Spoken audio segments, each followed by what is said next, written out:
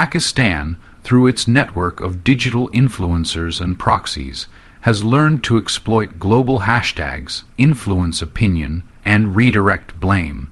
Meanwhile, India, despite having a large digital footprint, often finds itself reacting rather than leading the global online narrative. The end result of this media landscape is that global audiences, particularly in the West, often receive a blurred picture. They see a story of rivalry, not of terror and self-defense. They see clashes and not attacks. They see tensions and not provocations. This selective condemnation doesn't just shape opinions, it shapes policies. It affects how lawmakers, diplomats, and voters understand the region.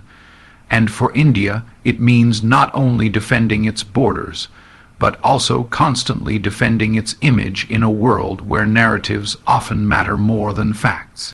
In the realm of geopolitics, power alone isn't enough. Clarity, consistency, and strategic messaging are just as vital. India, despite being a rising global power with economic muscle, military strength, and diplomatic reach, often finds itself playing defense, not just on its borders, but in narratives, alliances, and global perception.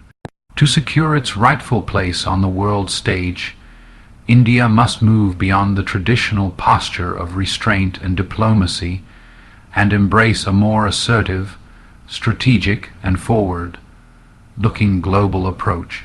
There are hard lessons to be learned, not from weakness but from experience. First, India must recognize that moral high ground does not always translate to diplomatic advantage. For decades, India has prided itself on being a non-aligned, peace-oriented nation. While that has earned respect, it has not always earned results. In a world where alliances are increasingly transactional and power dynamics shift quickly, being neutral doesn't guarantee influence. Nations act in their own interest, and often that means supporting less principled allies who serve short-term strategic needs. India must understand that even long-standing democracies will prioritize convenience over commitment. Expecting moral clarity from powers that operate on geopolitical calculus is not just naive, it's limiting. Second, India needs to control the narrative, not react to it. Whether it's on cross-border terrorism, human rights, or regional security, India frequently finds itself on the defensive, explaining, clarifying, countering misinformation. Meanwhile, nations like Pakistan, with far fewer resources and global goodwill, have managed to control discourse through aggressive diplomacy, media manipulation, and coordinated narratives.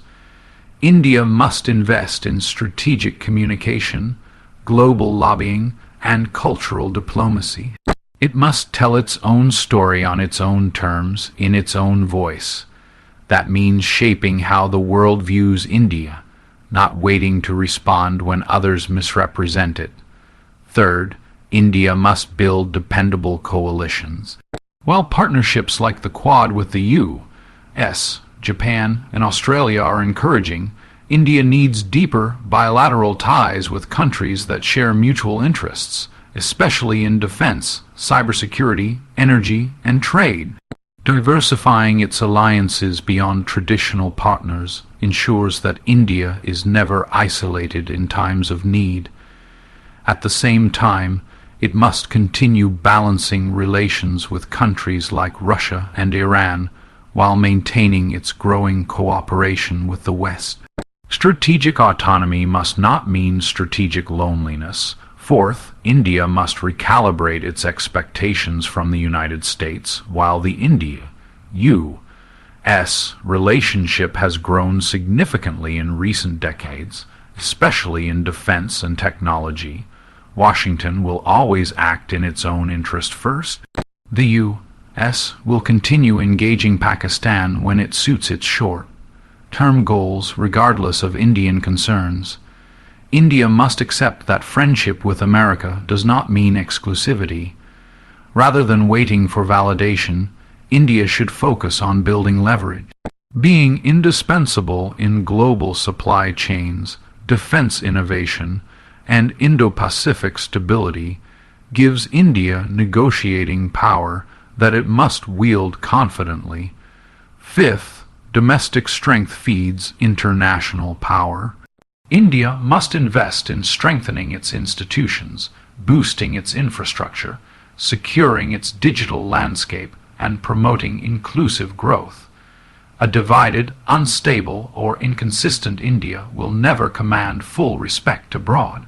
Strategic clarity must begin at home, with a coherent national vision that survives beyond electoral cycles.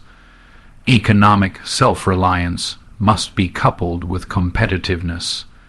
Military readiness must be matched by technological innovation. Global power flows from internal cohesion, and India has the tools. It needs the resolve. Lastly, India must learn to think long-term. Grandstanding in moments of crisis is not strategy. Strategy is built through patience, foresight, and persistent effort. Whether it's the border with China, the Kashmir issue, or its global diplomatic presence, India must not be swayed by momentary applause or criticism. It must chart a course with discipline, clarity, and ambition. The world is not waiting, power is moving, alliances are shifting. India must not only keep pace, it must lead, and leadership requires more than pride. It requires preparation, persuasion, and the willingness to evolve, and is showing the world exactly how that's done.